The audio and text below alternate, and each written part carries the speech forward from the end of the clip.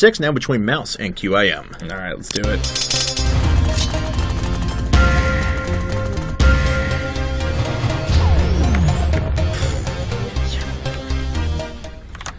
All right, ladies and gentlemen, here we go for game number 6 between QIM and Mouse in the second best of 9 that these two have played in a row. Over here at the 3 o'clock position, we have QIM's Horror. He is spawning as our red Zerg player. His opponent at the top left-hand corner, he is our purple Terran MorroW, who's actually playing in Korea at the moment.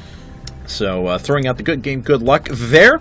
And he has got quite the task in front of him now, as he not only has to take out Horror, that would just make it 4-2.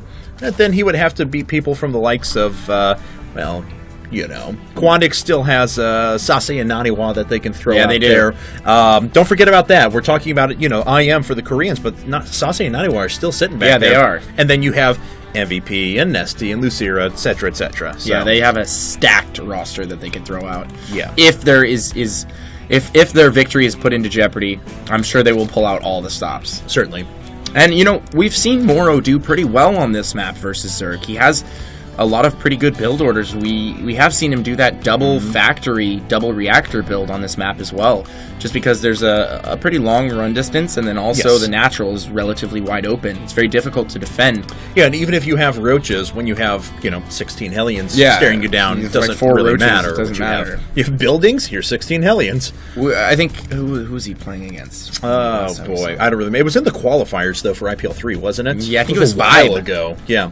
I think it was I think you're probably right. Yeah. I'm almost positive. And he had a SimCity, a Spine Crawler, and 4 roaches. Yeah, Vibe was playing well. I mean, against Bulldoze. Against Reactored Hellions, he was set up really well. Not against double Reactored Hellions, and 16 of them. Yeah. But that, again, goes into the understanding of MorroW's understanding of the timings and matchups and stuff like that. He knows that a Zerg player is going to have X ready for Reactored Hellion play. And he just essentially doubled that and overran it. And I really like that. He definitely uses the strengths of Terran against Zerg, and he uses the strengths of Zerg against Terran. And you see it in his play time and time again. He just does very unique things that a lot of other players don't think about. Or he's more meticulous in certain areas of the matchup that are super important that a lot of people overlook, like walling as a Terran. Yeah. Or walling as a Zerg. You know? We even... was it MorroW that busted out, that super cute wall-off on the remake of Belshire Beach? Oh, yeah, Where he dropped a hatchery, canceled it, put up a Roach Warren, and then blocked with 2 queens? Yep. Stuff like that is just super, super original. You don't see that every day. And MorroW is a player that definitely showcases that he just has a very unique approach to the matchup. And we see you guys asking in chat right now. If you guys are not familiar with MorroW, you really should be, for one. But people are asking, I thought he was Zerg? No, he is a former top-level Terran player. Still can play Terran at an incredibly high level. He does play Zerg now, but he race picks Terran when he plays against Zerg players. He does not enjoy playing the ZVZ matchup. So I think he's going to use a command center to fill in the block at his natural. Already is. Yep. Okay. Very nice. He's going to go ahead and drop that CC. No second factory just yet. We're not really sure where he's going to go with this. He's still mining gas. So he's definitely saving up a bit of gas here. He could drop a second factory. He could drop another Rax. You know, could grab an add-on with the Rax. We'll just have to see which path he wants to go down. Or he's got the Roach Warren coming down at basically exactly the same time. He hasn't even scouted anything out of his opponent quite yet. But, all right, here we go. Marine up at the top. I'm surprised he didn't try and kill that SCV. How many... Oh, let's see here. Yeah, he... could have gotten up there. It was sitting up in front, and it actually is again. Would have been well worth the loss of 2 or 3 Zerglings. Definitely. It would have delayed the orbital by a little bit. All right. All right. First 2 Hellions are out. And already 3 Roaches coming up. So this is not... Second CC! This is... What? Wow. That is so gutsy right now. It's very gutsy. Especially after that last game. Yeah. Especially what we saw from Thorzane. Yeah. I mean, I hope he was watching his teammates' games or I has really knowledge of what happened or something like that. So, all right. I hope Thorzane gave him the 411, slipped in the memo. Yes. That this guy is definitely capable of some all-ins. But if you look, Horror just now starting Ling speed. Right. So it's going to be much more difficult for him to hit that same timing. Although Thorzane doesn't have anything to hold off these roaches here. No, and they're probably going to see the command center as well. All right, well, they're going to make their way up here in just a second, and there's only Hellions out. And here come the Roaches now. Let's see if those Hellions start getting repaired up. I'm sure they will. And it looks like eventually that's just going to be enough to drive Horror back, as he does pick off just one Marine. That's it. May get himself a second SCV kill as well, but that's about all.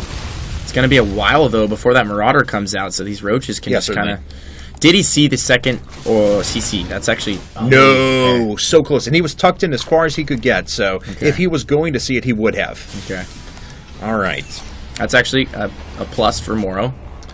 Let's see here. Oh, yeah, definitely. Sucks for Horror. Yes, 100%. I'm surprised that Horror hasn't scouted with an OV. He really has no idea what MorroW's up to. He's turning this into an orbital command as well. I kind of half expected him to turn this into an OC, sit it down over at the natural, and then just immediately take over the pocket expansion with the PF or something like that. Really? Yeah.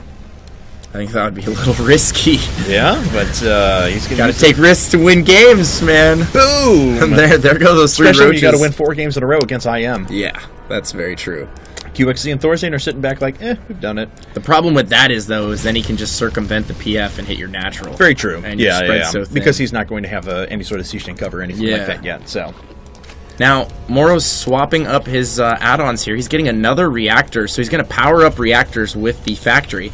Probably going to continue to build add-ons with that, and then lift it, add-on, until he decides he wants to start producing siege tanks, which obviously is not now.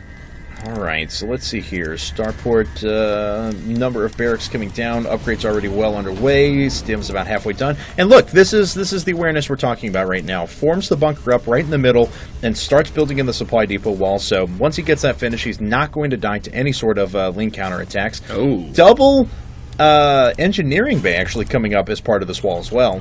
And he was supply blocked for quite a bit there. Yes, he was. MorroW had to drop those 2 depots kind of on the fly, and you never really want to do that. Good kill of creep, though. Absolutely. Pretty much shut down the creep spread thus far. Yeah, all of it, actually. That was the only active creep tumor on the field, so that's actually going to dissipate very quickly. Let's see, we do have Spire and Baneling Nest coming up for Horror, so he is moving into a little more predictable macro game, but still just sitting on 2 base plus macro hatch at the moment. Interesting. Does have nice little SimCity setup, though. Multiple spine crawlers in front with the evolution chamber and hatchery blocking as well.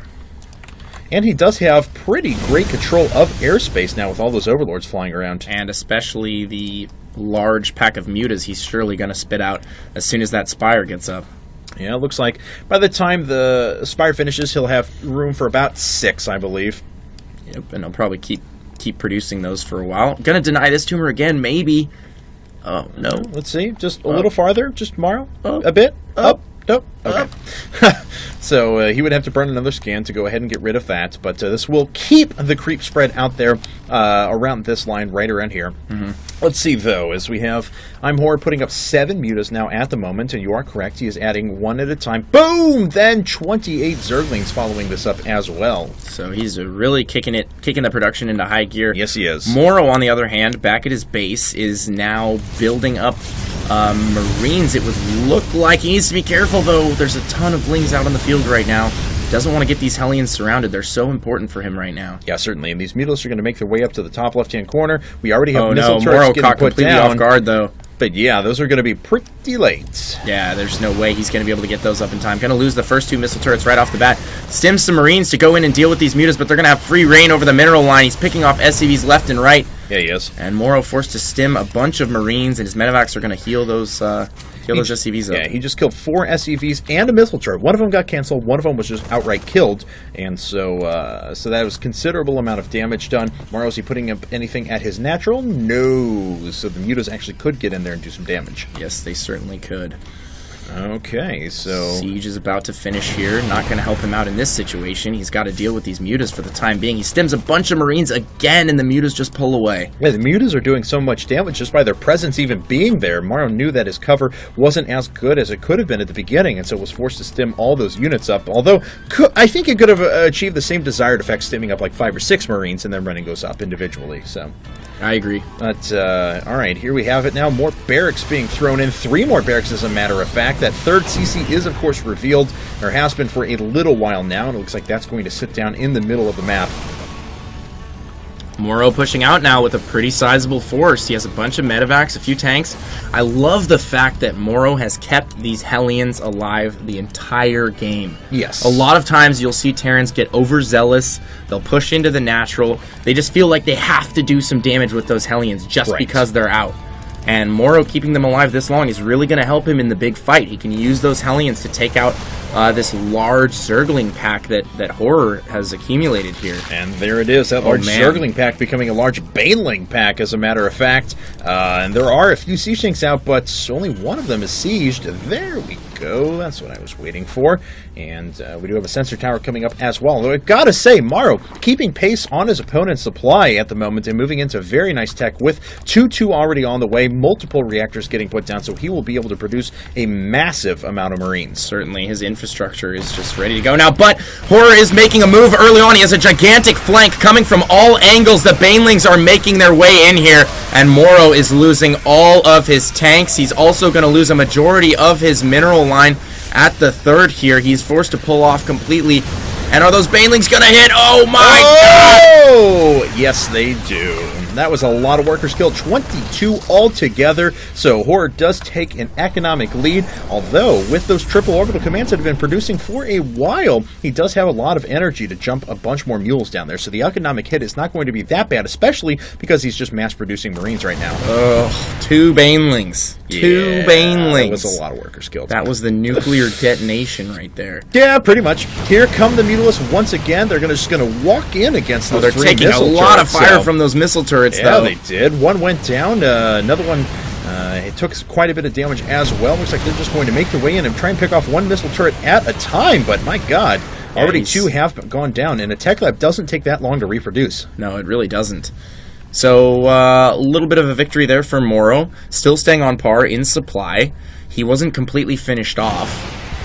So, you know, all things said and done, MorroW's in a relatively decent spot right now. He's matched his opponent for supply still, and he's going to deny the space over here on the right-hand side. A few units being sent in, but the 1-1 Marines are going to finish the job before they get brought in. And, sending those Zerglings ahead of time. MorroW actually picking off a couple of forces. Now, was target firing down a couple of Banelings as well, so nice job out of him to get the maximum amount of damage Here come those mutas, though. They're going to intercept that medevac. Oh!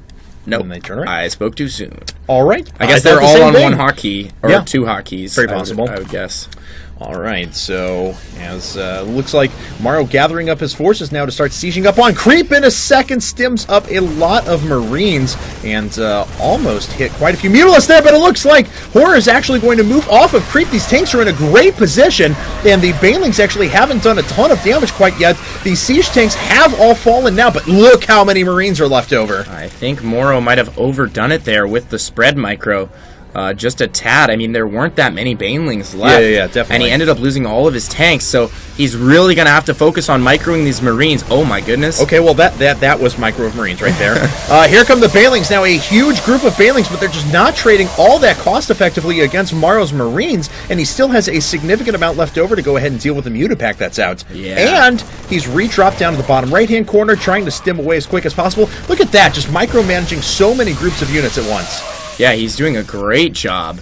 That's some impressive splitting right there from MorroW. Yeah, certainly. Split an entire group of Marines just right down to the last one. But Horror continues to pick off all of his siege tanks with the mutas. And he's just doing such a good job right now. The Banelings have not been trading all that cost effectively, but he keeps whittling down the tank count, and that's what's so important in this matchup. He now has the freedom to build as many Banelings as he would like to try and counter these Marines. And MorroW really needs to get that tank count up. It's so important for him right now. We do have another base down for MorroW, though. He's not turning into an orbital command or anything. Those mutas are pushed away. And that Mutapack has not really been allowed to grow to significant numbers throughout this entire game. It's enough that it can threaten tanks whenever they're unsieged or if they're pulled away from Marine cover. I totally agree. But MorroW's done a good job mitigating the damage from those mutas. And they're all, you know, in the yellow right now. He's not really free to harass with them. And now MorroW just doing a great job. He's dropping the bottom position once again. He's going to work on this hatchery. He'll probably get a little bit of damage on it and then pick up these Marines and head out. Oh no, he ends up losing them. But he's fortifying a position in mid right now with bunkers and tanks. And once he gets that mid on lockdown, he can just continue to work his tanks up further and further constricting Horror's position. And we this game is dead even. Yeah, it really we are is. at the 20-minute mark, and we are still dead even in this game. Horror is finally able to transfer some drones down to the bottom right, but here come a little bit of Banelings, but those really didn't do anything. One tank finally gets picked off, and here comes MorroW. Looks like he feels that this is the time, but the Banelings are going to roll right back in, but so many siege tanks and bunkers prepared, and the Banelings are just dying so quickly. Yeah, they really are, and he's expending so much time, energy, and money on dealing with this, but he just has a non-stop wave of Banelings coming in one after the other, and he's kept those mutas alive the whole time. Here we go. MorroW's making his push on the third right now. Can he take it out? The Banelings just finished morphing. They're going to come in and try and clean up these Marines, but the tanks are in position, and they take out all the Banelings. There goes the muta pack, and with that, I think that might be the game. And there it is. GG. So MorroW does take the game back for Mouse. That sent us into game number 7 here. Congratulations to MorroW. What a great game played. 是上将。